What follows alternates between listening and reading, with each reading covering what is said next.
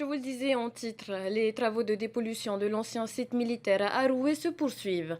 À ce stade, les interventions à la ponceuse vont être réalisées de nuit pour préserver la santé des ouvriers, mais les responsables du chantier rassurent le voisinage. Le bruit devrait être contenu sur les 3 prochaines semaines. Les détails avec Esther Parocordette. Derrière ce portail sécurisé, là où se trouvait autrefois un hangar, un tas de ferraille. Les ouvriers interviennent à partir de ce soir sur ces structures métalliques polluées au plomb.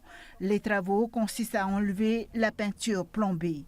Par mesure de sécurité, les travailleurs seront équipés de la tête aux pieds, comme ici, lors des travaux de dépollution de l'ancien site militaire de Mahina. Les travaux se passent sous un chapiteau pour confiner les poussières et donc ça implique qu'en forte chaleur, les travaux que les employés peuvent réaliser sont limités à une durée. De 18h à 4h du matin, pendant 3 semaines, les ouvriers vont retirer le revêtement plombé à l'aide de ponceuses.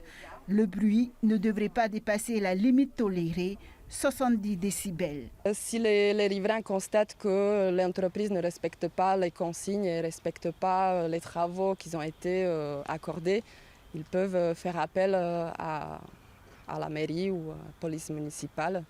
Tout a été démoli sur cette 3e zone. Il ne reste plus que la dépollution des matériaux. Les travaux sont terminés dans la première zone. En revanche, la phase de déconstruction est toujours en cours sur ce chantier. Ce terrain de 3 hectares est voué à des activités économiques portées par la commune.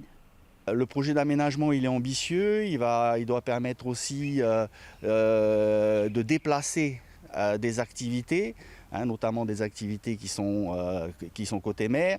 Le projet c'est pas simplement un projet d'aménagement sur ces 3 hectares, c'est aussi un projet d'aménagement qui englobe aussi son environnement.